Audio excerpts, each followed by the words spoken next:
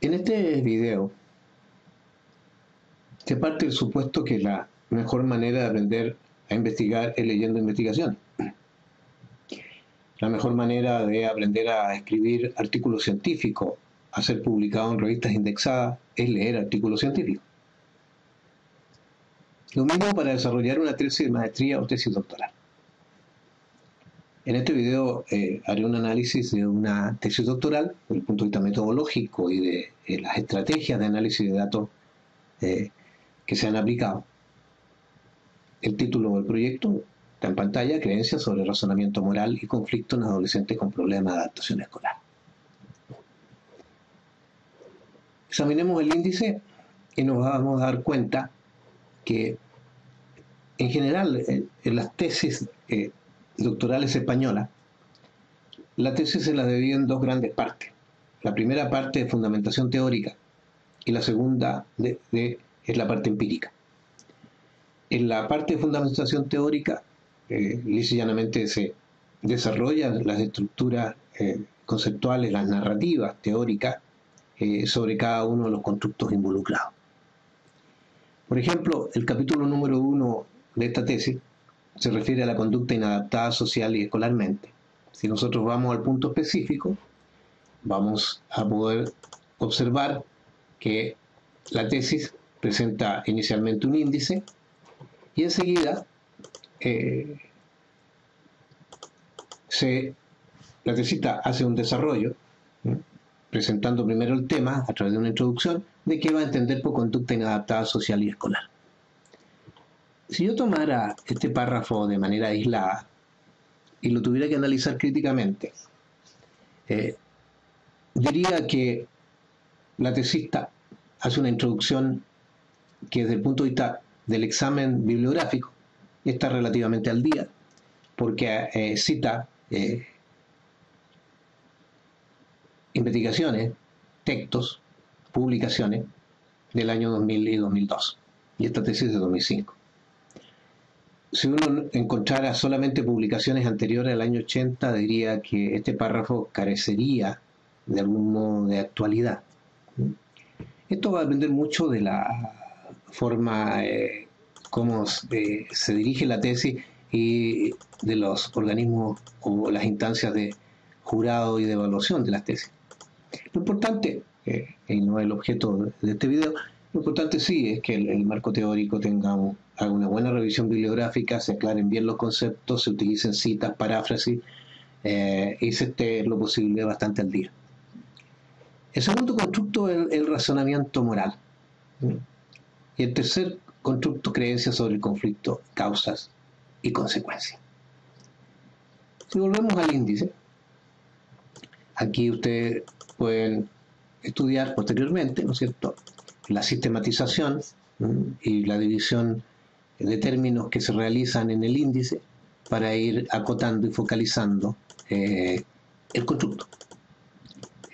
Sí, interesante esta tesis, que además de ser una introducción al estudio del constructo, finalmente concluye. Por ejemplo, si nos vamos a la conclusión, con respecto a este capítulo, se dice: se han analizado las conductas inadaptadas que según los profesores están presentes dentro del contexto escolar. Estos problemas se pretende evaluar a través del cuestionario ad hoc construido con este fin. Se señala que es importante. Lo que sí no quedaría claro, el tema de estilo, cuál es el concepto que se asume como referenciador de lo que se va a entender por conducta inadaptada social y escolarmente. Es un tema de estilo. En este caso, la conclusión presenta el capítulo siguiente. El capítulo 2 es el razonamiento moral y el capítulo 3, como dijimos, son las creencias sobre el conflicto. Si volvemos al índice, vamos a examinar ahora la parte empírica, que es lo que me interesa aludir mayormente en este video. Aquí estoy recorriendo todo el índice con respecto a los constructos que se van a investigar en esta tesis, y aquí está la parte del planteamiento de la investigación. La parte empírica se inicia con esto: introducción, objetivos, y las hipótesis. Vayamos a ver las hipótesis. Esto es interesante. Hay quienes tienen dificultad para aceptar de que en una tesis doctoral se pueden incluir cuestiones de carácter psicométrica sobre las herramientas de medición que se utilizan. Alguien podría pensar de que una tesis doctoral no podría versar solamente sobre las propiedades psicométricas de un instrumento, salvo que este sea una propuesta propia del tesista, la construcción de una herramienta de medición. Incluso hay algunas personas que bastante fundamentalistas que pensarían que no, pero si nosotros examinamos las tesis doctorales anglosajonas y españolas, vamos a encontrar muchas tesis doctorales en las cuales se construye un instrumento y se hace todo el proceso de validación, y este es el tema central de la tesis. En este caso, la tesis aborda los problemas psicométricos en varias de las hipótesis, las primeras 7. Si examinamos la hipótesis 1 o la hipótesis 2, la 2 dice: esperamos encontrar que el cuestionario de problemas de convivencia escolar tenga una validez de contenido aceptable. Todas cuestiones de tipo psicométrico. La 6, que me llamó la atención: esperamos encontrar que el cuestionario elaborado DOC sobre razonamiento moral posea unas mínimas propiedades psicométricas. Esto de mínima es bastante interesante. Es decir, o se tiene propiedades psicométricas o no se las tiene. Pero es un tema de estilo, de narrativa científica. La 7 igual. Ya en la número 8 se cambia el estilo de la redacción de las hipótesis y se aborda ya la relación entre, por ejemplo, las variables clasificatorias como el género y la edad de los sujetos con respecto, en un caso, al razonamiento moral. Y en otro con respecto a los aspectos de adaptación escolar. De la 8 hasta la número 13, las hipótesis ya tienen que ver de relaciones entre los 3 constructos medidos de las variables clasificatorias. Y serán bastante interesantes las técnicas estadísticas que se utilizan en esta tesis. El método corresponde a definir la muestra, un tipo de muestra probabilística o no probabilística que se haya usado, y la justificación. Aquí se señala que no se ha empleado un muestreo probabilístico, sino un muestreo no probabilístico, y se justifica por qué.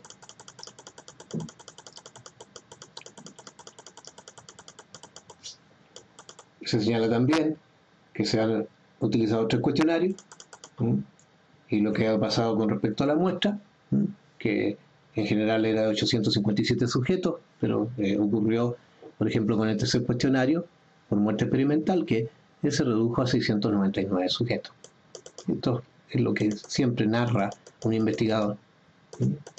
Aquí se describe y se caracteriza la muestra en términos del rango de edad, 12 y 17 años, cuántos varones, cuántas mujeres,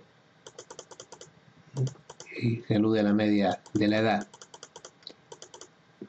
Estos gráficos clásicos, por género, por curso, y estas tablas de frecuencia que son bastante comunes, es que se está describiendo y caracterizando la muestra del estudio. Se pueden usar gráficos o tablas, una o la otra, para que quede bien caracterizada la muestra de la investigación. Enseguida, como estamos en el método, se alude a los instrumentos que se han utilizado y se los caracteriza, cuál es el objetivo, qué es lo que evalúa cada uno de los instrumentos, cuántos ítems tiene, con qué escala de medición se realiza el proceso, las variables que están involucradas y el proceso de validación que se ha seguido para validar el instrumento.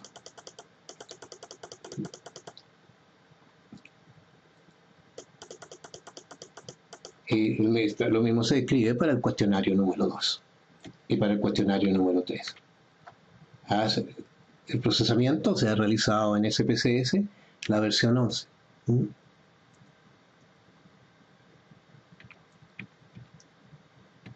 Aquí se está describiendo las fases por las que fue pasando la aplicación del instrumento, y aquí se detallan las categorías definitivas que forman parte y los ítems que forman parte del instrumento. Es bien interesante esto para aprender a redactar, y en esto no debe haber ninguna novedad, cómo se presenta un instrumento y cómo se lo describe. Aquí voy a aludir brevemente al hecho de que de los tres instrumentos, solamente uno de ellos aplica el análisis factorial confirmatorio. No está justificado en la tesis porque a los otros dos instrumentos no se le aplicó la técnica de análisis factorial confirmatorio y solamente se aplicó la técnica de análisis factorial exploratorio, que es la que más común se usa. Es bastante más compleja, ¿ah? Y normalmente uno la realiza en el programa AMOS, que es de la familia del software SPSS. Interesante acá ver los indicadores que se utilizan para ver la robustez con respecto a los ítems que forman parte del instrumento. Es una técnica bastante avanzada y legítima totalmente en una tesis doctoral, yo diría con un poquito de exageración en una tesis de maestría, aunque se puede perfectamente emplear. Hay un modelito que resulta de esto, que es este modelo, está verticalmente, pero este modelo muestra las correlaciones entre los distintos ítems y ahí uno puede ver, ¿no es cierto?, la robustez de la correlación entre unos ítems y otros, que no necesariamente el análisis factorial exploratorio lo arroja con nitidez y con claridad. ¿Ah? Es decir, es el camino más riguroso en el proceso de estudio de un instrumento utilizar este tipo de ecuaciones estadísticas numéricas para hacer un análisis factorial confirmatorio. Voy a repetir, aquí está el análisis factorial exploratorio y se lo compara con el anterior y se puede señalar qué ha pasado con el instrumento y qué fuerza le da al instrumento desde el punto de vista psicométrico el aplicar una técnica como el path análisis o análisis de ruta, que es lo que ha usado la tesista en este caso. Vuelvo a repetir, no, en todas las tesis que he examinado, en general se adopta el criterio de aplicar el análisis factorial exploratorio, pero en una tesis doctoral sería legítimo pensar de que si se está analizando un instrumento desde el punto de vista psicométrico, el path análisis debería formar parte del proceso de análisis. Aquí, interesante, esta es la típica forma como uno presenta los resultados del análisis factorial. Por ejemplo, acá dice el factor 1, que se refiere a la conducta agresiva entre iguales. Aquí están todos los ítems que miden este tipo de factor.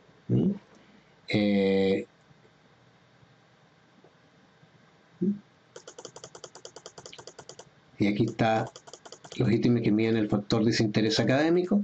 Se ve una relación entre la conducta agresiva y el desinterés académico en la tesis, por lo tanto se miden ambos. Acá está el factor 3, que es conducta agresiva hacia los profesores, y que está formada en este caso por 5 ítems, y acá se ve la conducta disruptiva o indisciplina medida por los ítems que están enunciados acá. Es una bonita manera y rigurosa manera de presentar el análisis factorial de un instrumento. Es decir, en esto, quien quiera aprender a presentar la información de un análisis psicométrico de un instrumento, aquí tiene una tesis que va a iluminarle la forma que el doctorando o el maestrando pueden seguir para presentar sus instrumentos. Aquí ya entra en la aplicación de una técnica bastante avanzada desde el punto de vista multivariante. Hay toda una discusión si multivariado o multivariante. Yo soy de la escuela que sigue y el concepto es multivariante. Aquí la tesis aplica la técnica que se llama MANOVA, que es una extensión de la NOVA. Ya me voy a referir un poquito más adelante a esto. Pero utiliza un análisis multivariante para hacer cómo se comporta el instrumento con respecto a los distintos grupos medidos. Y del mismo modo como aplica el análisis al primer instrumento, que tiene que ver con la conducta inadaptada social y escolarmente, lo mismo procedimiento sigue con respecto al cuestionario sobre razonamiento moral, pero solamente realiza un análisis factorial exploratorio. y vamos a ver, sigue todo el procedimiento, aplica toda la técnica, por ejemplo el KMO, que es el que va a justificar, el índice que va a justificar si procede o no el análisis factorial. Esto ya es una cuestión específica para el análisis de validez, el análisis factorial. Y se presenta sobre los resultados del análisis factorial de los 13 ítems que forman parte del razonamiento moral. Y aquí sigue una estrategia típica con la que presentamos nosotros nuestros informes con respecto a la matriz de componente rotado de un cuestionario.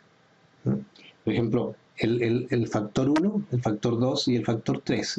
Aquí están los ítems del factor 1, los ítems del factor 2 y los ítems del factor 3.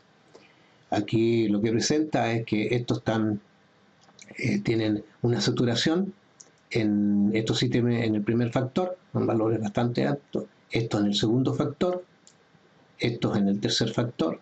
Como había dos, se quedaron con el mayor. Acá uso la misma técnica y así sucesivamente va viendo cómo cada uno de estos ítems va saturando en uno u otro factor. Aquí es importante que puede haber un modelo teórico factorial en el cual estén nominados cada uno de los factores que forman parte del instrumento, o el tesista, a partir de un análisis semántico, del estudio de la narrativa de cada uno de estos ítems, llega a la conclusión que estos ítems están aludiendo a la justicia social, que es un tema específico de la confiabilidad. Aquí importante que se usó el método de análisis de componentes principales con una rotación Varimax. Se van describiendo cada uno de los factores y se alude a la fiabilidad, que normalmente está medida, seguramente ustedes lo saben, en el alfa de Cronbach, o coeficiente alfa de Cronbach. Y aquí va indicando, ¿no es cierto?, que el factor 1 tiene una confiabilidad 0,73, este tiene 0,58 y este 0,64. Aquí hay una cuestión de, alguien podría decir también fundamentalmente tiene que ser superior a 0,67, pero si uno revisa la revista Psicotema se da cuenta de que depende. Así como en un momento determinado un ítem que tiene un índice de homogeneidad bastante bajo pudiera seguir formando parte de un instrumento, pero que no es un tema estadístico, es un tema del constructo teórico que uno está utilizando para medir. Hay una bonita manera de presentar, y el tercer instrumento acá está. Va a seguir los mismos procesos, como se aplicó, el análisis psicométrico, la validez, la prueba KMO, está haciendo el análisis factorial, y aquí va a presentar, ¿no es cierto?, los ítems que saturan en el primer factor, los que saturan en el segundo factor, como acá, cuando hay dos ítems saturando en dos factores, uno se queda con el más alto. Aquí, vuelvo a repetir, si se analiza la semántica de estos ítems, de la narrativa esta, uno va a poder decir que con esto se está midiendo fines. Esto puede estar en el manual teórico-metodológico del instrumento, si uno está tomando un instrumento existente, o el análisis factorial puede llevar a que el investigador genere sus propias designaciones para cada factor. Pero vuelvo a repetir, es una manera. Los tres instrumentos han sido presentados de la misma manera, con la diferencia que en los 2 segundos no se hace el análisis factorial confirmatorio. Son 3 los factores que forman parte. Los 3 factores explican un 42,58% de la varianza total explicada. También aquí hay fundamentalismo. Algunos análisis tienen que ser 0,60, pero vuelvo a repetir, si uno revisa la revista Psicotema, se va a dar cuenta de que que es la revista con el mayor índice de impacto en el mundo hispano, se da cuenta que es legítimo aceptar una varianza acumulada total con un valor inferior a 0,60. Por lo tanto, hasta este momento, la tesista ha explicado, ¿no es cierto?, cada uno de los instrumentos y los ha sometido a análisis psicométrico, lo que resulta bastante apropiado. En moraleja, cada vez que usted aplica un instrumento, usted tiene que probar psicométricamente que el instrumento es confiable y es válido. Aquí define el diseño de la investigación transversal, y dice acá algo importante: en un mismo momento. No hace mayores características y concluye. Y concluye con lo que ha venido haciendo. Los instrumentos diseñados para la investigación poseen una adecuada validez de constructo. Y esto lo ha realizado a través del análisis exploratorio. Entonces, si volvemos ahora a la parte, seguimos con la parte empírica, vayamos a los análisis.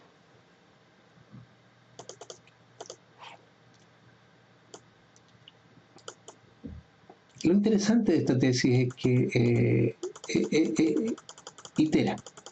Es decir, así como aplicó el análisis psicométrico al primer instrumento, lo hizo lo mismo, el mismo procedimiento para el segundo, el mismo procedimiento para el tercero, y llegó a una conclusión. Entonces ahora procede, ha recogido los datos con instrumentos que son válidos y confiables, y va a involucrar, ¿no es cierto?, ahora su modelo teórico de variables para hacer los cruces.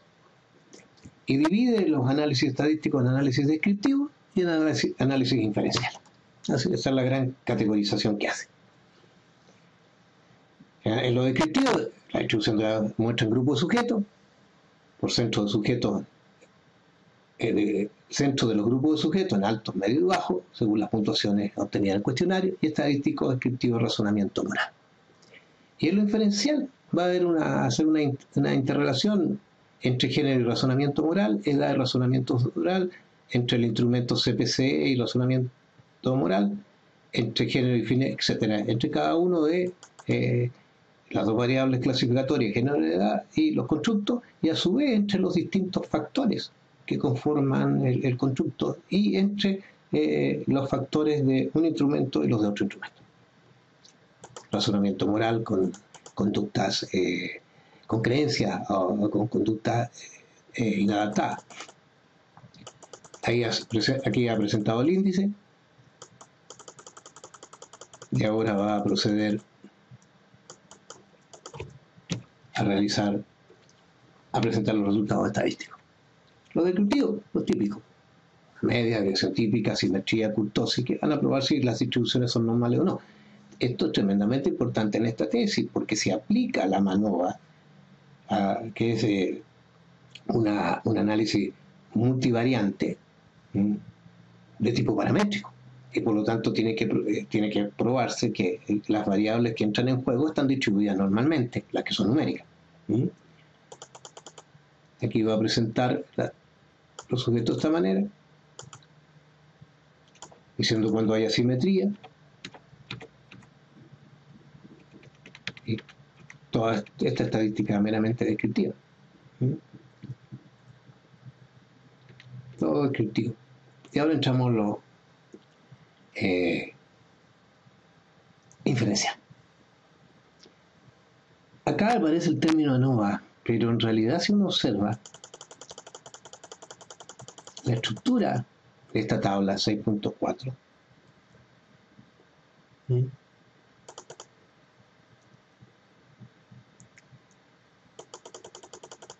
y observa cualquiera de las otras tablas que vienen a continuación, se va a dar cuenta que la técnica estadística aplicada no es la ANOVA.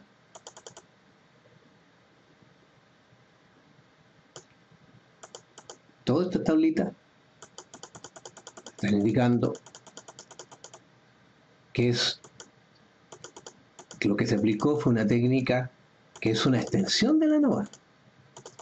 Digan ustedes, ilumina de inmediato la forma de la tabla, pero al mismo tiempo, por ejemplo, esta prueba estadística de traza de Pillay, no muy frecuentemente nombrada cuando se hacen análisis estadísticos más clásicos en distintas investigaciones.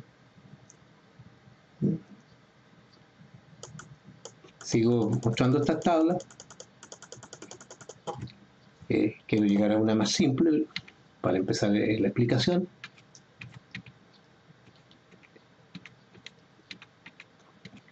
Todas tablas, si se fijan ustedes, bastante largas. Aquí hay una más breve. Efectos aparecidos para la variable independiente género y las puntuaciones obtenidas del instrumento que mide fines y consecuencias. F1 se refiere al factor 1 a fines de la agresión, el factor 2 consecuencias aprendidas y el factor 3 el resultado. ¿Qué hay que fijarse? En primer lugar, aquí está la razón F. Y aquí se hace una estimación de si hay diferencia entre qué grupo. En este caso, la media del grupo varones es inferior a la del grupo de mujeres. Y los asteriscos indican que es significativa al 0,01%. En el caso de las consecuencias aprendidas, la media de los varones es superior a la media de las mujeres. Y por lo tanto, el grupo 1, varones, es superior la media al grupo 2, mujeres. Y es significativa al 0,01. En el caso de los resultados, el factor 3, la media de los varones es levemente superior a la de las mujeres, y por eso el grupo 1 es superior al 2, y se colocó un asterisco al 0,05. Y la redacción que antecede a la tabla dice: la variable independiente género ha arrojado efectos estadísticamente significativos en los 3 factores del cuestionario.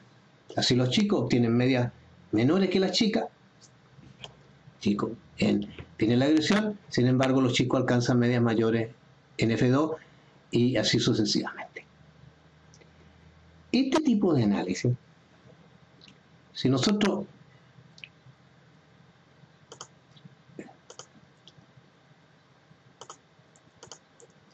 nos vamos a Wikipedia,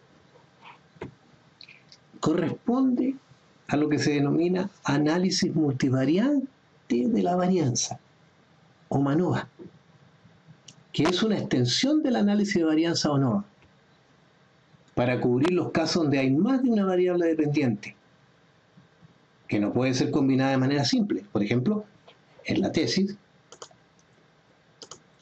más de una variable independiente, 3. Más de una variable dependiente, 3, que dependen, en este caso, de variable independiente como el género, hombre y mujer.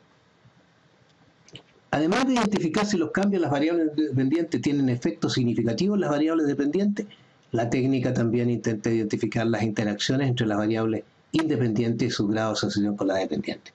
En este caso, hay solamente una variable independiente, género, y las variables dependientes son las puntuaciones obtenidas en fines y consecuencias. Esta tablita. Pero yo preparé en mostrarles un mayor detalle, ya no en Wikipedia, donde en la literatura se documenta que el análisis de multivariable, dice acá, el multivariante, ahí hay una discusión, no la voy a abordar hoy día. Es una extensión del análisis de varianza, en donde se tiene en cuenta más de una variable criterio dependiente. Y se llama MANOVA. Y aquí, en este texto que tengo, están todos los supuestos que se siguen para aplicar y el por qué se aplica una técnica de este tipo. Entonces, desde mi punto de vista, aquí debería decir MANOVA y no ANOVA. Es importante esta técnica, como señala la literatura y como lo ha hecho la tesista, identificar las técnicas estadísticas más apropiadas para analizar los datos. En este caso se utilizó una perspectiva multivariante, y en esta tabla específica se ha relacionado una variable independiente género con otras variables dependientes. Si hubiera más de una variable independiente, se podría ver la relación entre ellas a su vez.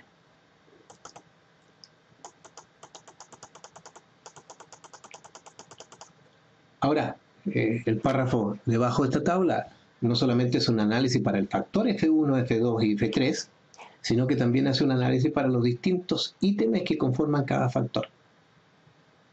Y la tesista comenta que el género también arroja efectos estadísticamente significativos con la mayoría de los ítems. Interesante el punto de vista metodológico, es decir, puedo hacer un análisis por factor, pero a su vez por los ítems que componen cada uno de los factores.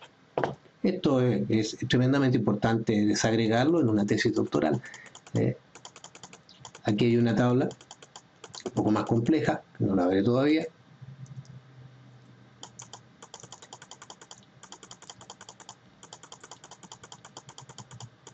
Otra más, hay varias complejas. Estoy tratando de primero que captemos el sentido de la interpretación. Y aquí tenemos la edad. Efectos aparecidos para la variable independiente edad y las puntuaciones y fines de consecuencia. Anteriormente vio género, ahora está viendo edad. Y si nosotros observamos lo que dice la tesis, la edad también arroja efectos estadísticamente significativos en la mayoría de los ítems, pero que ha dicho en general, previamente. La variable independiente edad muestra efectos estadísticamente significativos para el segundo de los factores. Fíjense bien que aquí es bien importante. De los tres factores, la prueba post-hoc, que es la que va a permitir, como ocurre con la NOVA, que si hay más de dos grupos, ver la diferencia entre quienes se da, entre el grupo 1 y el grupo 2, el grupo 2 y el grupo 3, el 1 y el 3. Y aquí ha descubierto que para el factor 2, al tener las edades 12, 13, 14, 15 y 16, hay diferencia significativa en el grupo 1 y 4, 1, ¿no es cierto?, y 4, entre 2 y 3, y 2 y 4.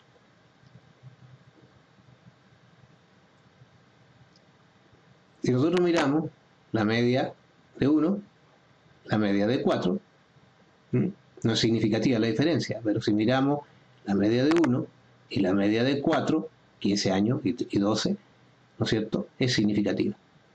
Pero también entre los de 13 y los de 14 es significativa, siendo menor la de 2, la de 13 que la de 14. Y así sucesivamente. Por lo tanto, la tesista descubre que solamente para el segundo factor hay diferencias significativas e identifica los grupos entre los que hay diferencias significativas. Lo mismo hace para los ítems que conforman el factor. Aquí hay otro breve. Efecto de interdependencia ahora ya no entre las variables independientes clasificatorias como el género y la edad, sino que la puntuación total de grupo del instrumento CPCE y el instrumento FCC de la tesis. Y por ejemplo, aquí hace una relación entre estos tres factores y estos tres grupos. Y descubre, al examinar la media de este grupo, que esta es más baja que la del grupo 3 y además es significativa. Y que esta es más baja que la del grupo 3 y también es significativa al 001. Y por lo tanto, su relación versa del modo que dice en el F2, consecuencia aprendida, y el F3, resultados, los grupos bajos en problemas de convivencia obtienen medias menores que los altos. Y lo mismo hace para los ítems que conforman parte del instrumento. Es decir, no solamente relacionó la variable de edad y género, pero sino que también está relacionando, ¿no es cierto?, los ítems que conforman el factor con los grupos que se conformaron a partir del instrumento CPCE.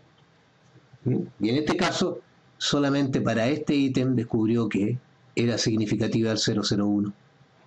Para el resto de los ítems no hay diferencia significativa. Tendrá que interpretar qué le está diciendo, el por qué este ítem de este factor es el único significativo y los otros no.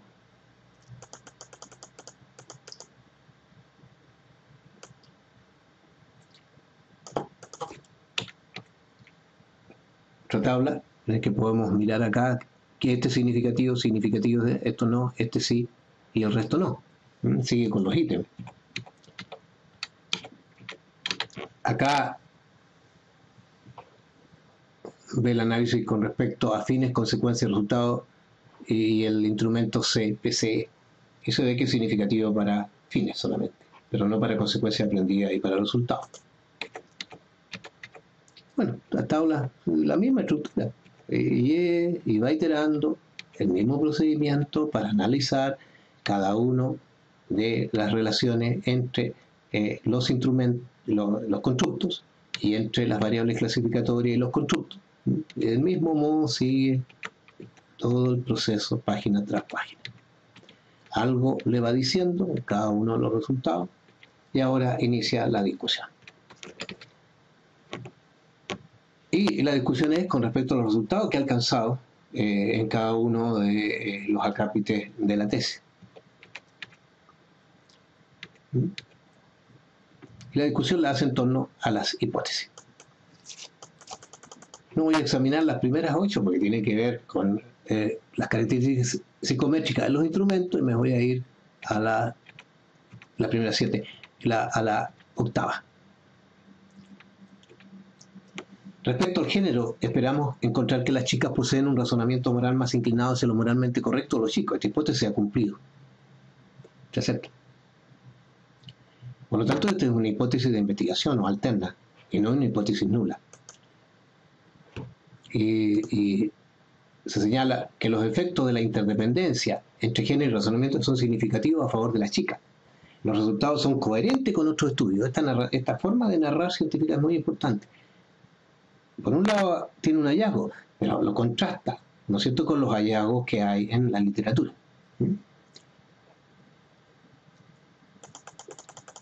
Y sigue con la hipótesis, explicando qué significa que se haya confirmado la hipótesis.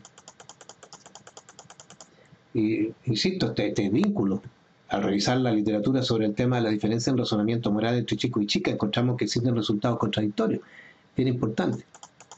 ¿Ya? Y es decir, aquí hay un territorio de ambigüedad y ella toma un posicionamiento a partir de los datos que obtiene. Ahora aborda la 9. Respecto a la edad, la hipótesis versaba, esperamos encontrar que los chicos de mayor edad poseen un razonamiento moral más dirigido hacia lo moralmente correcto que los chicos de menor edad. Y aquí va a decir que le muestran los resultados estadísticos. Los efectos estadísticos parecidos al cruzar la variable independiente de edad con los factores que conforman la dimensión de una moralidad cotidiana dan cuenta del mayor grado de razonamiento moral de los chicos más jóvenes en la etapa educativa. Y así sucesivamente. Bueno, la tesis, si se fija, vamos a la estructura más íntima de ella. Su instrumental es complejo de aplicarlo, pero simple de tomar la decisión.